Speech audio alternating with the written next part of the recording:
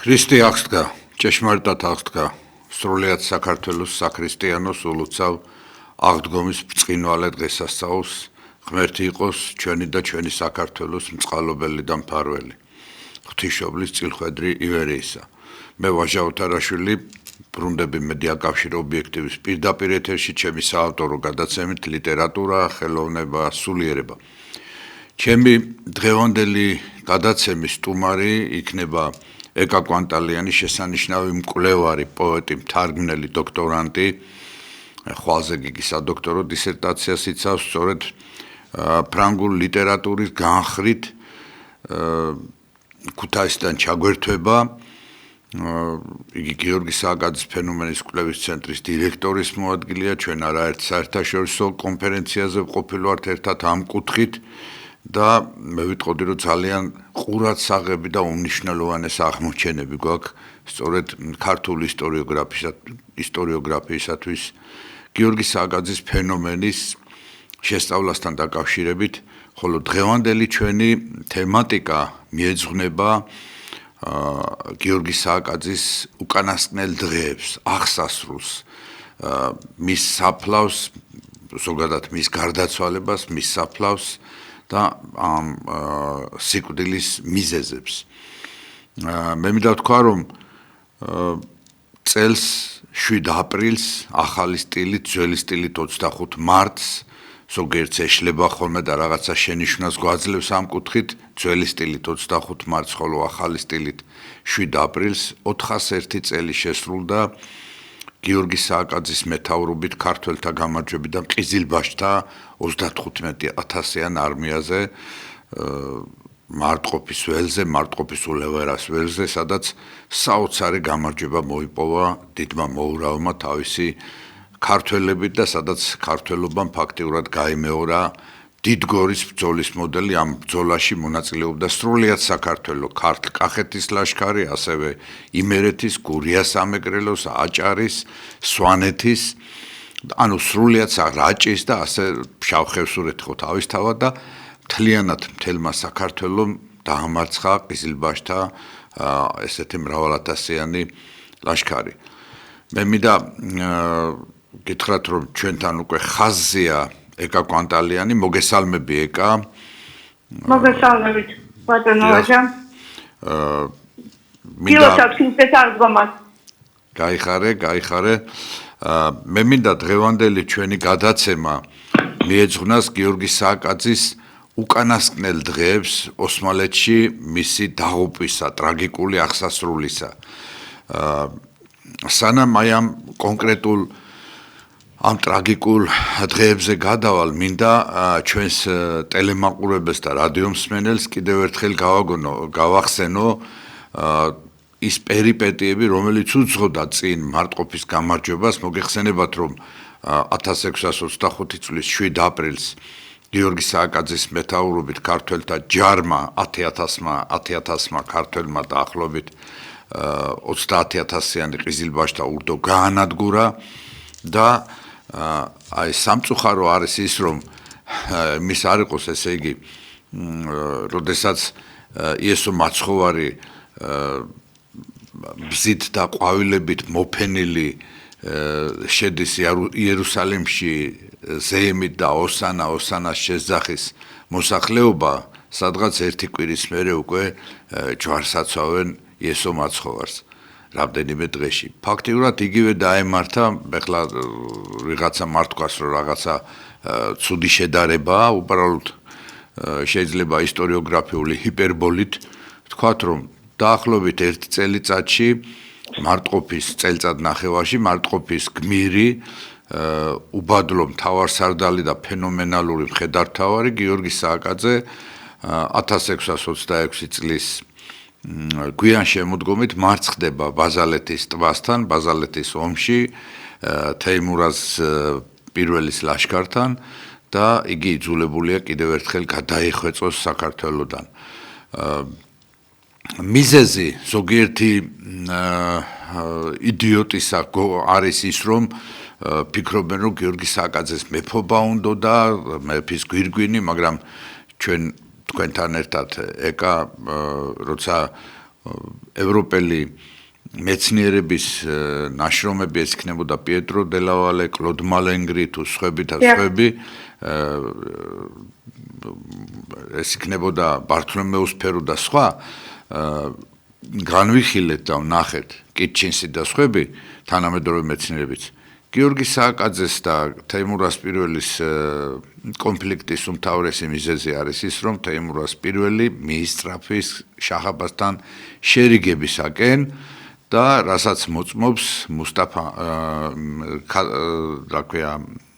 ისკანდერ მუნშის ცნობები საქართველოს შესახებ, სადაც იგი პირდაპირ მოყავს ის წერილები, რომელსაც უგზავნის თეიმურაზ პირველი შაჰ-აბასს.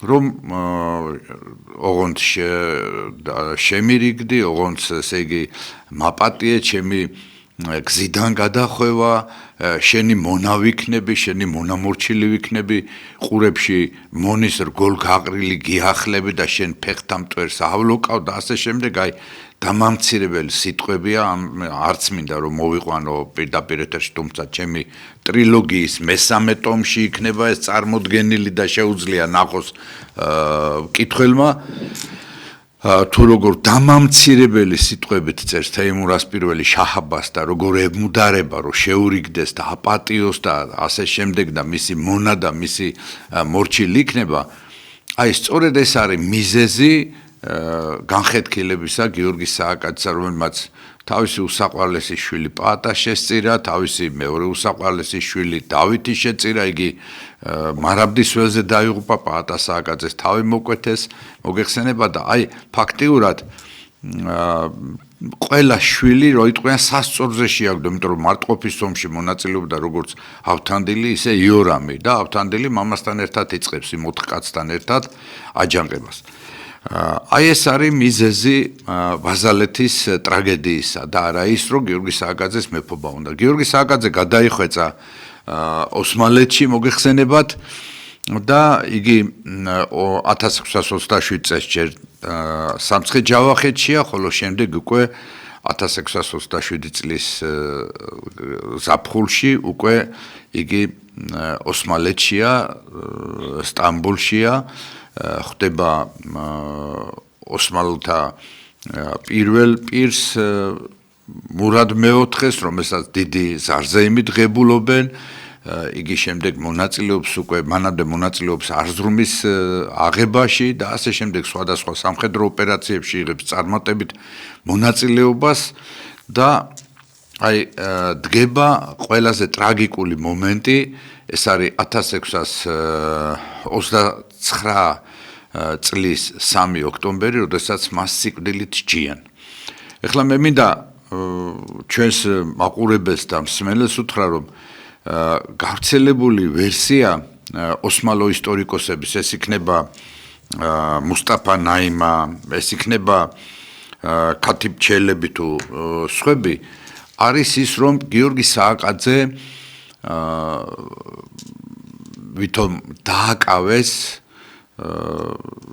და გიორგი სააკაძე და მისი 50-მდე ქართველი დაადეს ხელბორკილები, დაედევნენ, დაატყვევეს, დაადეს ხელბორკილები და წაიყვანეს და საჯალათო კუნძზე დაადებინეს თავი და თავი მოკვეთეს.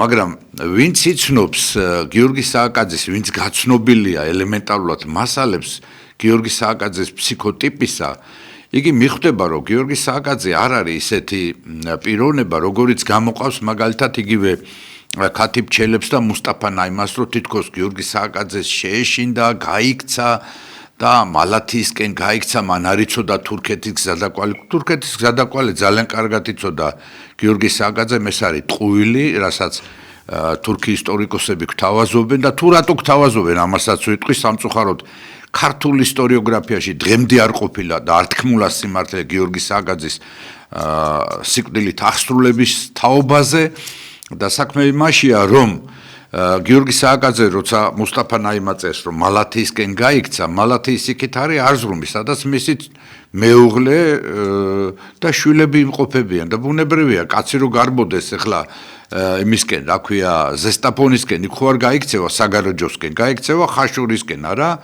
სურამისკენ. აი დაახლოებით ასეთი მარშრუტით მიდის გიორგი სააკაძე. მან ძალიან კარგად იცის თურქეთის ტერიტორია, ჯერ კიდე 1603 წლებში იგი სიმონ პირველს ახლდა სტამბოლში დატყვევებულ ქართლის მეფეს, უშიშარ მეფეს და ამდენად ეს გარემოება მისთვის კარგად ცნობილია, მით უმეტეს იგი მონაწილეობს არზრუმის ციხის აღებაში, აბაზა-ფაშას დატყვევებაში და ასე შემდეგ და ის კონიის ვილაიეთი, რომლის დღევანდელი ტერმინებით რო ვთქვათ, გუბერნატორიცაა იგი, ძალიან კარგად იცის და ეს ქალაქიც და თოხათიც და ყველა ეს ადგილმდებარეობა. რამე თუ გიორგი სააკაძის ფენომენალური ნიჭის მქონე მხედართმთავარს არ ეშლებოდა ადგილმდებარეობის შესწავლა და ზუსტი ორიენტაციის განსაზღვრა. მას არაერთ ომებში მიუღია მონაწილეობა მთელი ინდოეთის მხარეზე, იგი ავღანეთის მხარეზე თუ ბაღდადის მხარეზე და ასე შემდეგ, ისე რომ მისთვის ეს როგორც თევზი წყალში, ისე გრძნობდა ამ ვითარებას. და კიდევ ერთი მთავარი ის რომ მუსტაფა ნაიმა თითქოს გადმოგცემს რომ და იგივე ქათიბჩელები რომლის ინფორმაციასაც იმეორებს რომ თითქოს გიორგი სააკაძე შეეშინდა და გაიქცეს ეს ტყუილია. უნდა გავიხსენოთ რომ გიორგი სააკაძე ჯერ კიდე სრულიად ახალგაზრდა 1609 წელს 60,000-იან ოსმალო თათარხანის ლაშქარს ხერტისჭალაში 400 კაცით ესხმის თავზე მის არიერგრადს. 400 კაცით, ხო, იქვე მეზობელ სოფლებში, კავთისხევში, ნოსტეში, ხანდაკში და იქ შეკრებილი ხალხით ესხმის თავზე რა, სოფელ მეტეხში შეკრებილი ხალხით. ამდენად სააკაძისთვის შიში ძალიან უცხოა. კიდევ უნდა გავიხსენო, რა თქმა უნდა, მარტყოფი, ხო, კულმინაცია გიორგი სააკაძის მოღვაწეობისა.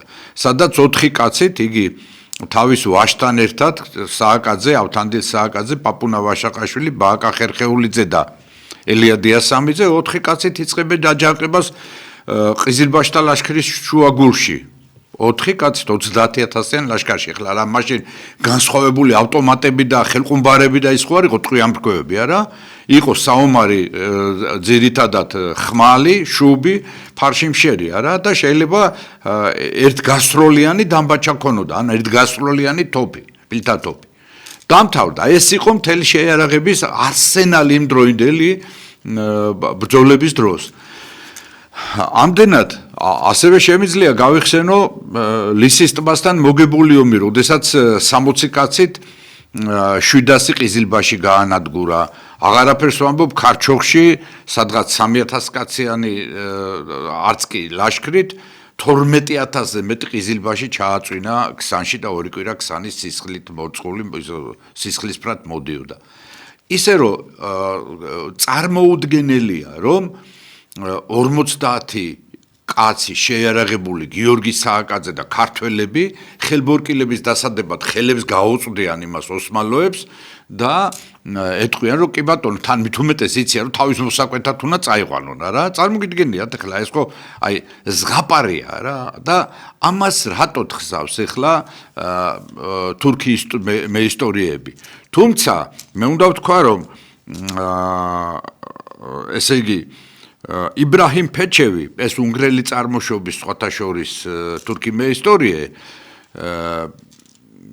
ფეჩევი რომელიც უშუალო მომსწრია ამ მოვლენებისა ასეთ რამეს არ გვაწვდის ჩვენ ასეთ აი თავის მოკვეთის ამ სცენას არ გვაწვდის მე იმას არ ვამბობ რომ თურქებმა არ მოკლეს გიორგი სააკაძე და 50-მდე მისი უერთგულესი ქართველი მაგრამ მუსტაფა ნაიმა სხვანაირად გვიხატავს, რომ თითქოს კონიის მმართველობა ვერ შეძლო, იგი დესპოტურად იქცეოდა, ვიღაცა ხუცესი დანიშნა მეთუსალამად, ანუ გუბერნატორის მოადგილედ და ვიღაცა ესე იგი აუჯანყდა ხალხი, რომ არასწორად მართავდა თურმე გიორგი სააკაძე გუბერნიას და აი უკმაყოფილო ხალხმა საჩივრებით მიმართა ამ სისხლისმცემელ ხუსრევ ფაშას და აი ხუსრევ ფაშამ გადაწყვიტა რომ თავი მოეკეთა რადგანაც იგი სისხლის მოყვარული ადამიანი კაცი იყო. აი ამ ზღაპრებს გვიყვება, მაგრამ ჭეშმარიტება რომ დავადგინოთ, უნდა გავეცნოთ თვითონ მუსტაფა ნაიმას ბიოგრაფიასაც.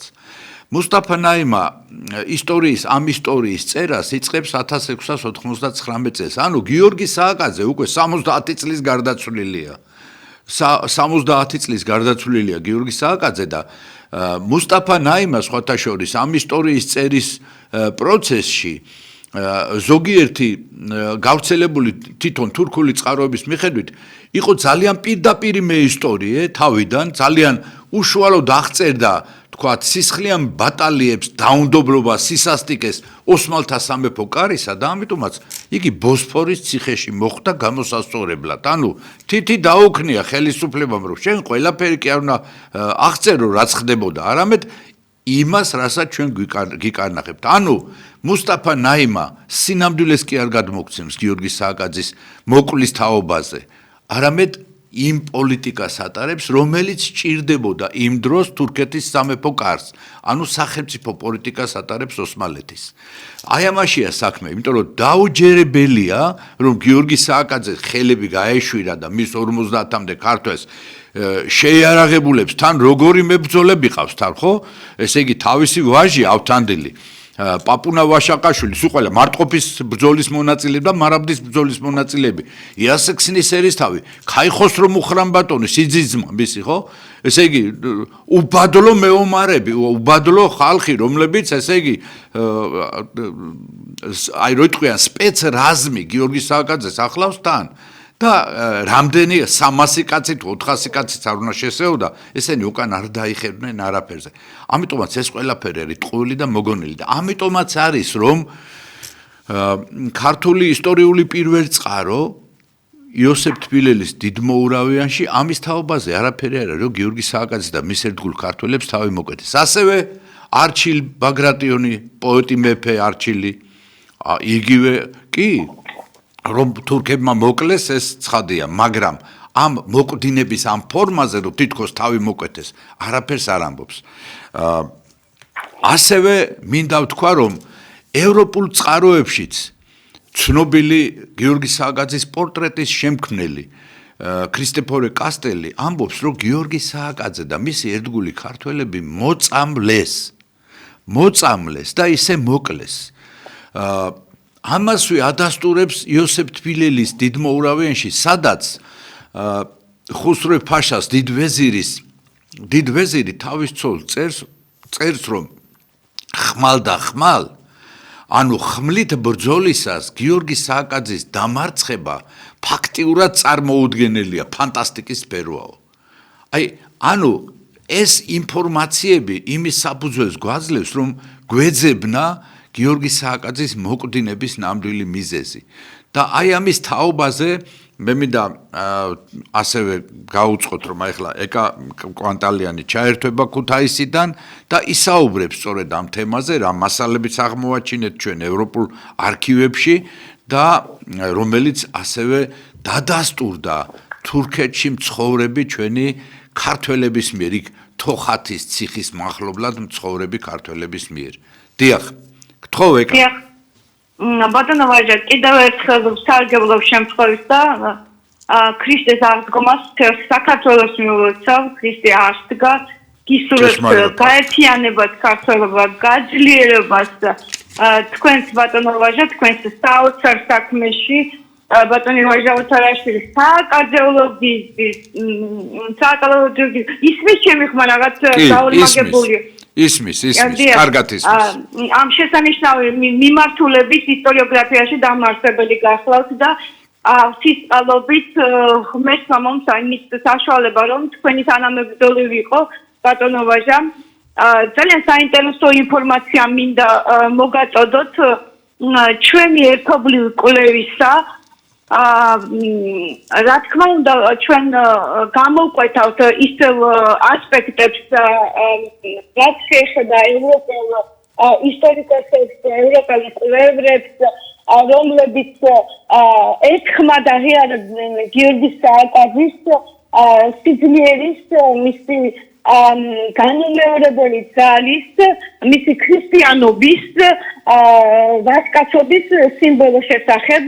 მაგრამ ეს გაბნეულად წერია სხვადასხვა ისტორიოგრაფიულ წყაროებში, სხვადასხვა წიგნებში. კონკრეტულად მინდა მოვიყვანო რამდენიმე თან ახალი კვლევები, ჯერ გავიხსენოთ ისევ ჯოზეფ ფონ ჰამერის ხელნაწერები და არქივები, რომლებიც შედგენილია მის მიერ ადრე გამოუქვეყნებელი მასალებისგან, რომელიც ამას თვითონ მიუთითებდა, ეხლა რატო ვიწებ ამით, რომელმაც შექმნა ცნობილია ყველასთვის ოსმალეთის იმპერიის ისტორია კონსტანტინოპოლის გეგმით და მთელი 10 ტომი მიუძღვნა. განსაკუთრებულად საინტერესო 1935 წელს გამოცემული სპეციალურად კლასიფიცირებული სახელმწიფო საიდუმლო საარქივო დოკუმენტები და რა მინდათ გითხრათ ბატონო ვაჟა სწორედ ჩვენ შესანიშნავად მივაყოლეთ ამ ინფორმაციას რომელიც არის გერმანულ ენაზე ჯოზეფ ჰამერმა ფაქტიურად მიუთითა ერთ-ერთ არქივს რომლის ნომერიც თქვენ წიგნშიც არის შეტანილი მეორე ტომში და მესამეში ალბათ უფრო ცვლად იქნება ამ შესახებ საუბარი რომ მაგრამ ხანის დიდი მოურავი დააწვეს ეს არის საინფორმაციო საარქივო ცნობა გენერალზე ან თვითონვე წერს იმ გენერალ სიმუსზე რომელიც თურქულ არქივში სხვადასხვა არქივში სხვადასხვანაირად მოიხსენება მაგრამ ეს არის პიროვნება რომელმაც დაამარცხა ორწლ ხანი და საქართველოში ვიცხოთ მას როგორც ესე იგი ჰამერი ამბობს ამას მაგრამ მან ირანელებსაც უღალატა და სხვათა შორის მითითება აქვს რომ ოსმალებსაც რაც ნიშნავს ეს ანუ მას უდოდა ხალხი დაესწრო რომ საქართველოსთვის არასოდეს უღალატიაო და სწორედ აქედან იწყება ხაზი გიორგი სააკაძის წინააღმდეგ ბრძოლის და ეხლა მინდა კიდევ სხვა კონკრეტული მაგალითები მოვიყოლეთ თუნებას ვოცეს ბატონო ვაჟა დიახ ბრძანეთ გიორგი სააკაძის გარდაცვალების წინა პერიოდში განსაკუთრებით მაგრამ ეს სახელები ცნობილია რა თქმა უნდა როგორც მოიხსენიებდნენ გიორგი სააკაძეს ამის შესახებ საუბრობს მარი ბროსი ამის შესახებ საუბრობს პიეტრო დელავარე და ეს დაუსრულებელი თემა და ძალიან ბევრი შეუსწავლელი არქივია კიდევ ვატიკანში იგივე პარიზში და ევროპის სხვადასხვა წამყვან არქივებში მაგრამ მნიშვნელოვანი არის კიდევ სრულიად ახალი აი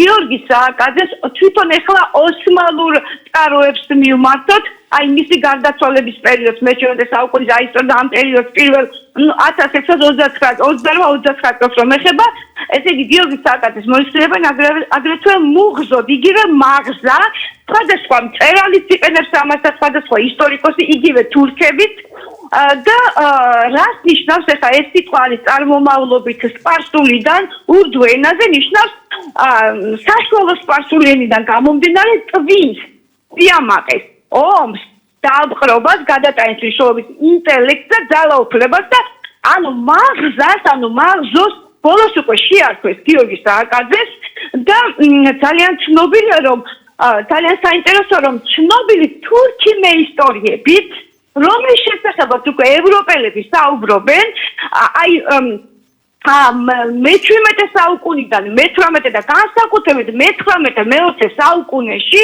ერთ-ერთი შეგვიძლია მოვიყვანო იგივე ხათი კონიალი რომელიც სწორედ კონიდიენდან არის წარმომავლობით და რომელიც ბათუმშიც მოღვაწეობდა და რომელმაც შესანიშნავად იცოდა საქართველოს ისტორია და ერზრუმის ისტორიაც აქვს გამოცემული სხვათა შორის ბათუმში სადგურის უფროსი ყოფილა და აი ემთხვევა რამდენიმე მისი კონსტანტინოპოლის ტაძრებზეც აქვს ისტორია შემონახული და გამოცემული აქვს მაგრამ ძველ ოსმალურ ენაზე და არის კიდევ ოსმალური ისტორია რომელიც არის ძველ ოსმალურ ენაზე და არც კი არის ნათარგმნი თანამედროვე თურქულ ენაზე სადაც გიორგი სააკაძის დადებითი შტრიხები გამოსჭრილი ამის შესახებ საუბრობენ არა მარტო თურქეთში, არამედ თვით ევროპელი მკვლევრები, თანამედროვე მკვლევრებიც იგივე იაშათერიც იყენებდა ამას, რომელიც სხვადასხვა ცნობილი სპარსული წიგნების რედაქტორი გახდათ, რომელიც ფრანგულ ენასაც ფლობდა, სხვათა შორის, რომელიც გახდათ სპარსული ენციკლოპედიის დამაარსებელი და შესანიშნავად იცნობდა ოსმალურ ისტორიასაც. და საინტერესოა ის ფაქტი, რომ აი მე-17 საუკუნეზე, როდესაც შეჯერდებოდა საუბარი ცნობილ წამყვან პიროვნებად იცნობოდა გიორგი სააკაძე, რომლის მორევა ასე მარტივი არ არისო, სხვათა შორის ხმლის ისტორიაც აქვს გამოცემული 10 კონიას და სწორედ ამ ხმლით დაუმარცხებლად ისწრებენ აი ამ მაღზოს ძალიან ბევრ ადგილზე, რომლის შესახებაც ცნობებს, რა თქმა უნდა, მესამე ტომში იქნება ამის შესახებ უფრო სწრაფად საუბარი და რატომ საუბრობ ამას ყველაფერს? ნახეთ ბატონო ვაჟა, რას ამბობს პიეტრო დელავალე თავის ჩანაწერებში, რომ გიორგი სააკაძე შესანიშნავად ფლობდა არა მარტო რამდენიმე ენას, არა მარტო შესანიშნავი მხედართმთავარი იყო, არამედ ადამიანთა უფლებათა დაცვის საწინააღმდეგოდ შეეძლოთ გამოეტანათ რაიმე გარკვეული წინადადებები, აი შეექმნათ რაღაც ერთიანი პლატფორმა, თვითონ პიეტრო დელავალეს ამას ამბობს, le droit des gens, juste gentium, ასე ქვია ლათინურადაც, რომელიც იგულისხმება საერთაშორისო სამართალი ხალხთა და ნაციათა შორის ურთიერთ თანასწორობის შესახებ. წარმოიდგინეთ, ამის შესახებ შესანიშნავად იცნობდა ამ თემატიკას სააკაძე 1619 წელს ჩატარდა პირველი საერთაშორისო ვესტფალიის კონგრესი და აქედან აღებული და წარმოიდგინეთ, რა დონეებზე იყო საუბარი. და სწორედ ძალიან ბევრი საინტერესო ინფორმაცია ხშირად ვახსენებთ ხოლმე და ვერ წავლით თქვენ კონტარინის იქ საინფორმაციო წყაროებს, რომელიც კონიის და სხვადასხვა პერიოდში სხვადასხვა ქალაქების ელჩი იყო ევროპიდან სტამბოლში, რომელიც გიორგი სააკაძის დიდებულების შესახებ ანუ ამას ყველაფერს რატომ საუბრობ? სწორედ თქვენს საუბარს უსვამ ხაზს, რომ არ შეიძლებოდა გიორგი სააკაძე ასე უბრალოდ და მარტივად თავის მოკვეთით აღსრულებულიყო და თავისი თავი მიეტანა მსხვერპლად არაფრისთვის. გიორგი სააკაძე თავს წირავდა საქართველოსთვის, ქრისტიანობისთვის, უკან დაუხლებელი მებრძოლი იყო, მაგრამ ის რომ ესე მარტივად ჩაბარებოდა არ შეიძლებოდა, იმიტომ რომ თვით ბართოლომეოს ფეროც იგივე ჰამერის სხვაგან აღნიშნავს, რომ თვით ელჩების პირველ პირთა შეხვედრებზე საიდუმლო წერილების გადამცემი მატარებელი გახდათ გიორგი სააკაძე გულით ატარებდა დოკუმენტაციას, რომლითაც უნდა შექმნილიყო ერთიანი პლატფორმა ოსმალეთისა და ირანის წინააღმდეგ, მაგრამ ანტიმაჰმადიანური კოალიციის გეგმა ქონდა მას. დიახ, მაშინ და ევროპას ძალიან რთული სიტუაცია ჰქონდა მოგეხსენებათ. არანაკლები საქართველოსი, მაგრამ საქართველოს უნდა ყოფილიყო სწორედ ის პლატფორმა, რომელზედაც დაამყარებდნენ ამ ურთიერთობას. და საინტერესოა, რომ კარგით გასაგებია, რომ ევროპულ წყაროებში ძალიან დადებითად და თელი სიძლიერით არის ეს იმასე წარმოდგენილი, მაგრამ საქმე ისაა, რომ ჩაუღრმავდები არა მარტო ოსმალეთის ისტორიკოსი, ოსმალეთის და სპარსეთის ისტორიოგრაფიაში ძალიან კარგად მოაზროვნე თანამედროვე პოდავლების ნაშრომებს, არამედ თვით ოსმალურ ისტორიოგრაფიაში ძალიან კაფეოთ აქვს სხვადასხვა ავტორებს წარმოჩენილი გიორგი სააკაძის დიდი ვაჟკაცობის შესახებ.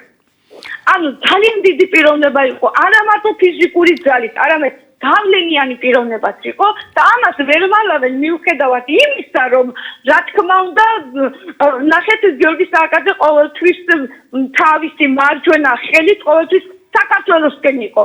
სახე მისი მიბრუნებული იყო საქართველოსკენ. დაახლოებით ამ სიტყვებით არის ფაქტურად დახასიათებული სხვადასხვა ისტორიულ ნაწერებში.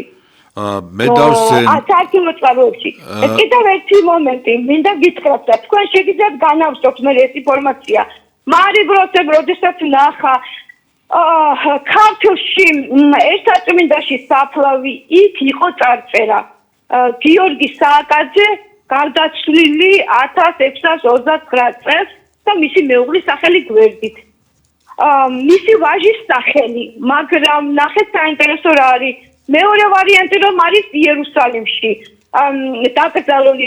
მესამე ვარიანტი რომ რატო ვახსენე შემთხვევით კონსტანტინოპოლის გეგმით არ მიხსენებია ხამერის წიგნი, მათშიც არის მითითებული კონსტანტინოპოლის სასაფლაოზეც იყო. ანუ გამოდის რომ გიორგი სააკაძის სწორედ ის დამწვარი ფერფლი ღმერთო დაგვიფარე და გაგვინაცვლე ჩვენი დიდი წინაპრის სტული და ასეც არის ეჭვს არ მეპარება. სწორედ ის გადმოასწვენეს ალბათ ჩავარაუდოთ.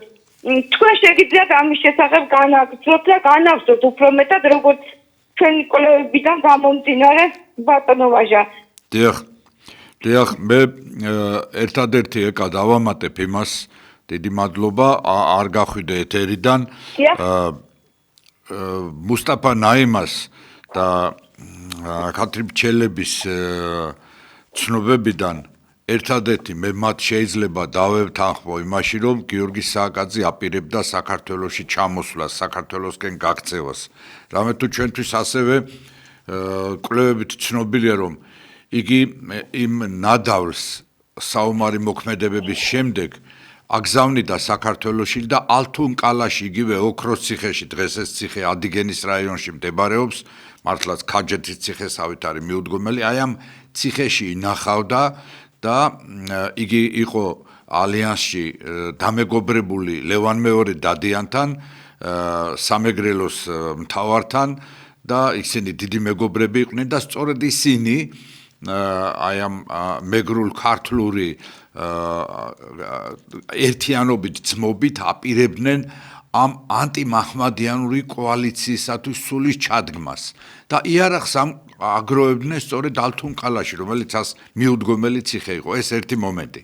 ეხლა აქ ისმის კითხვა ეკა რა თქმა უნდა მე არ ვეთანხმები, ბუნებრივია იმ სიკვდილის მოკვდინების იმ ფორმას, რომელსაც თავის მოკვეთა ქვია და ეს არის წარმოუდგენელი და ეს არის შეთხზული ფანტაზია ზღაპარი თურქი ისტორიკოსების მიერ, ეს იქნება მუსტაფა ნაიმა, ქათრიბჩელები თუ ელვიაჩელები თუ სხვები. კიდევ ერთხელ ვიმეორებ, მათ გიორგი სააკაძის თანამედროვეები არ არიან. გიორგი სააკაძის მოკვდინებიდან 60-70, 80 წლის შემდეგ მოხდა მათი ისტორიოგრაფიული ნაწარმოებების შექმნა. და თანადროული, კიდევ ერთხელ ვიმეორებ, იბრაჰიმ ფეჩევი ამ მოკვდინების ამ ფორმაზე ხმას არიღებს. ასევე ქრისტეფორე კასტელი, რომელიც მთლიანად აკტრიალებდა ამ სტამბოლში და ამ ელიტაში. იგი ამბობს, რომ მოწამლეს. მოწამლის ამ ცნობას ასევე ვხვდებით ჩვენ სხვა ევროპელი მისიონერების, ანუ იმდროინდელი დიპლომატების ნაწერებშიც. დაწვის შესახებ ცნობას ვხვდებით ასევე იოსებ თბილელის დიდმოურავიანში, არა პირდაპირად. თორე იოსებ თბილელი პირდაპირ ჩაწერდა, რადგანაც იოსებ თბილელი ეს დაკავშირებული იყო არზრუმში მყოფ გიორგი სააკაძის ოჯახთან. მოგეხსენებათ, არზრუმიდან გიორგი სააკაძის ოჯახი 1635 წელს დაბრუნდა საქართველოში უпростоრად იმერეთში, რადგანაც ქართლში არ ჩამოუშვეს გიორგი სააკაძის მოწინააღმდეგებმა და 1639 წელს ჩიჟავაძეების ქალს, თავადის ქალს ცოლად ირთავს იორამ სააკაძე. მოგეხსენებათ, რომ იმერეთის მეფე გიორგი მესამე მძახალი იყო გიორგი სააკაძის ავთანდილს ცოლად ყავდა, უпростоრად დანიშნული ყავდა იმერეთის მეფის შვილი და აი ეს როიტყვიან თავისი სიძის ძმა მიიღო როიტყვიან შვილად და ძალიან უერთგულა იმერეთის სამეფო კარმა იორამ თარხან მოურავს იგივე იორამ სააკაძეს. ისმის კითხვა, მას რა ფორმით მოხდა გიორგი სააკაძის მოკვდინება და მისი ერთგული ქართველებისა. ჩვენი ისტორიოგრაფიული ჰიპოთეზა, რომელიც მესამე ტომშია დეტალურად წარმოდგენილი და ისტორიულ წყაროებზე და საბუთებზე, უნიკალურ საბუთებზე დაყრდნობილი არის სენსაცია. დიახ, გიორგი სააკაძე და მისი უერთგულესი ქართველობა მოწამლეს, სამწუხაროდ მოწამლეს და მერე დაწეს. ის რომ და ასევე ქრისტეფორე კასტელი ამბობს, რომ ამ გარდაცვლილი გიორგი სააკაძის მკერდიდან ამოუღეს გული, რომელიც ორი გული შეტყუპებული იყო, ორგულა იყო, შეტყუპებული იყო, ისეთი ძლიერი იყო ეს მისი ორგანიზმი და აღნაგობა აქედან გამომდინარეო, ასე გაკვირვებული წერს ქრისტეფორე კასტელი. ორგულა იყო. ორი გული ქონდა შეტყუპებული, ადამიანის გულზე დიდი გული ქონდაო. ანუ მის ფენომენალურ ფიზიკურ აღნაგობასაც ხას უსვავს.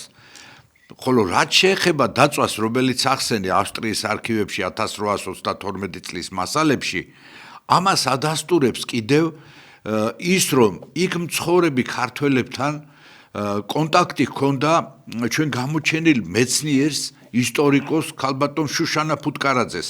ეს არის ჩვენი მეგობრის, ცნობილი მეცნიერის, აკადემიკოს ავთანდილ დიასამიძის, ჩვენი ბათუმელი მეგობრის ცოლის და ცნობილი მეცნიერი, რომელიც მრავალი წლის განმავლობაში მუშაობდა იქაურ ქართველებთან და შესანიშნავი ორტომეულიც გამოსცა ჩვენებური ქართველები, იქ მყოფი ქართველებზე.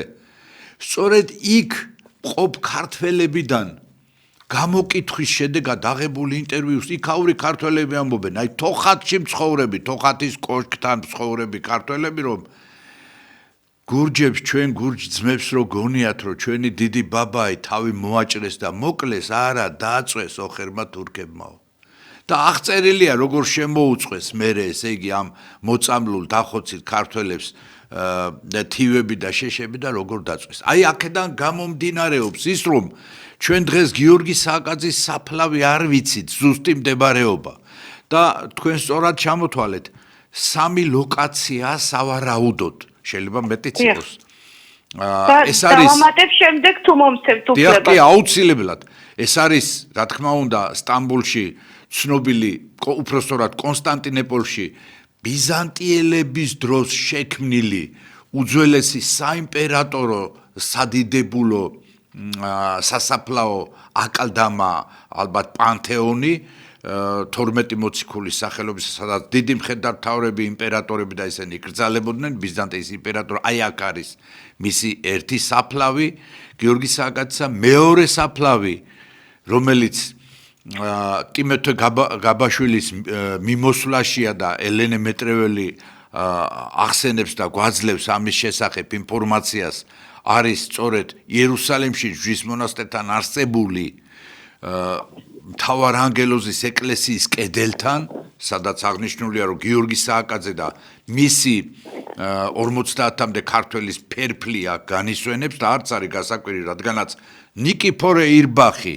იგივე ირუბაქიძე იყო გიორგი სააკაძის ახლო ნათესავი, დეიდაშვილია პაატა სააკაძის, იორამ სააკაძის, ავთანდის სააკაძის და დავით სააკაძისა და ასევე მარი ბროსე, აი თქვენი ნახსენები მარი ბროსე, როდესაც პლატონიოსელიანს წერს იგი 1852 წელს, რომ რატო, ესე იგი, არ ჩამოთვალე სოფელ ერთაწმინდაში მდებარე ევსტატე პლაკიდას სახელობის ტაძარში პაატა სააკაძის საფლავის გვერდზე რომ განისვენებს და მიუთითებს პირდაპირ წლებით 1629 წელი ავთანდილ სააკაძე, 1629 წელი გიორგი სააკაძე. რატო არ არის ნახსენები? ანუ როგორც ჩანს, იგი გადმოასვენეს მისი ფერფლი, ჩამოიტანეს სამშობლოში და ერთაწმინდაში ალბათ სწორედ პაატა სააკაძის თავისი შვილის მოკვეთილი თავის გვერდზე დაავანეს. სხვათა შორის უდიდესი ღვაწლი თურქული ისტორიოგრაფიული წყაროების შესწავლაში ჩვენმა ცნობილმა და სასიქადულო მეცნიერებმა ბატონებმა სერგი ჯიქიამ და ნოდარ შენგელიამ ღმერთმა ნათელში ამყოფოს მათი სულები. სხვათა შორის, სწორედ მათი კვლევების საფუძველზე დგინდება, რომ 1630 წელს, როგორც ჩანს, ისინიც გამოთქვამენ, ვარაუდს, რომ გიორგი სააკაძის ნეშტი გადმოასვენეს უკვე, იმიტომ რომ უკვე დაწყრარებული იყო ის სიტუაცია და თავისი ოჯახი მას არ დატოვებდა ისე. და რა ხდება? იოსებ თბილელის დიდმოურავიანშიც არის ეს ინფორმაცია, როდესაც ხოსროვ ფაშა, სხვათა შორის აქ არ არის ისე სისხლისმელად გამოყვანილი, როგორც მუსტაფა ნაიმა წერს ამას, რომ გიორგი სააკაძის ქალიშვილის ქმარი, ანა ხათუნის ქმარი, არის ფერად ფაშა ჯაყელი, რომელიც იმ დროს ძალიან მაღალ თანამდებობაზეა სულთანის კარზე. დაახლოებით დღევანდელი ტერმინებით რო ვთქვა, შეიძლება ვთქვათ ფინანსთა და ეკონომიკის მინისტრი, ან ფინანსთა მინისტრი და დაახლოებით აი ამ დონეზეა. ისე რომ ეს ქართველობასაც გარკვეული წონა აქვს იქ სულთანის კარზე და ისე უპატრონოთ არ გაიბნეოდა არც ეს ფერფლი, არც ის ნეშტი გიორგი სააკაძე და მისი ერთგული ქართველების. ანუ ჩვენი ისტორიოგრაფიული მასალებით დგინდება რომ გიორგი სააკაძე ესე და მისი ერთგული ქართველები ესე ლაჩულად კი არ დაიჭირეს და არიქა ეხლა უნდა თავი მოგაჭრა და ხელები გამოწიეს, მოდი ხელბორკილები დაგვადე და საჯალათო კუნძზე დადეს თავი, არამედ მუხანათურად მოწამლეს სააკაძე და მისი 50-მდე ქართველი და შემდეგ დაწვეს. ამიტომაცაა რომ დღეს ჩვენ ზუსტი ადგილი გიორგი სააკაძის საფლავის არ ვიცით, მაგრამ მე დარწმუნებული ვარ რომ დიდი მოურავის სული თავისი მშობლიური ქართლის თავზე ისევ ტრიალებს და მარაჯამი ტრიალებს. დიახ ეკა. დიახ.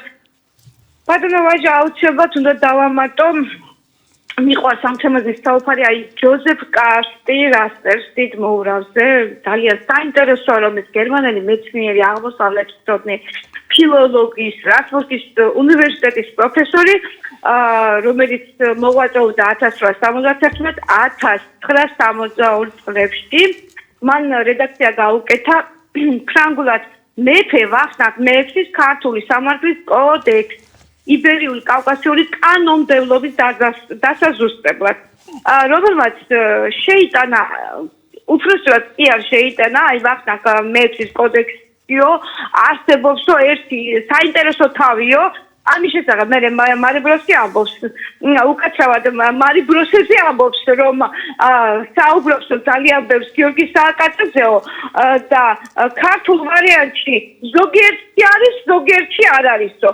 და ამას უთანხმია და შეუტანია და ჩვენ ქართულ ვარიანტში ნამდვილად არა გვაქვს. არსებობს ფრანგული ვარიანტი, სადაც სრულად აქვს მას წარმოდგენილი და რასტერს მოკლედ მინდა ამის შესახებ ისევ გავაკეთო საინტერესო ინფორმაცია. ეპილოგი სამოურავების შესახებ და შემდეგ წერს, რომ მისი მთავარი წარმოადგენელი იყო დიდი მოურავი, ანუ გიორგი სააკაძე, ტფილისის მოურავი მე-17 საუკუნეში. ის საუბრობს, რომ ძალიან უყვარდა მეფე ნუარსაბს გამორჩეულად და ამის გულისთვის მტრობდნენ ფეოდალები, მისი და რომ ცოლად მოიყვან. ყველაფერი წერია. ქართული ხალხის ზრდა, ბრძოლები გადაიხადა, შემდეგ რომ როგორ იძულებული გახდა გადახვეწილიყო ირანში, შემდეგ ისე მისი გამარჯვება, მარტყოფი, შემდეგ მარავდა, ყოველივე ამის შესახებ ისევ წერს, რომ გიორგი სააკაძის წინააღმდეგ ყოველთვის უარყოფითად იყო გაწყობილი მსხვილი ფეოდალები და მათი შოღლისა და ანტაგონიზმის გამო იძულებული გახდა ისევ გაქცეულიყო უკვე ოსმალეთში და ფიქრობდა რომ საქართველო უნდა გაეერთიანებია როგორმე პირდაპირ წერს ამ სიტყვებს და ბოლოს ნახეთ როგორ ამთავრებს ის იძულებული შეიქმნა თურქეთში გადახვეწილიყო, რომელიც თავდაპირველად ეთილგანწყობით მიიღო სულთანმა, თუმცა შემდეგ ლაჩრულად ღალატით მოკლეს.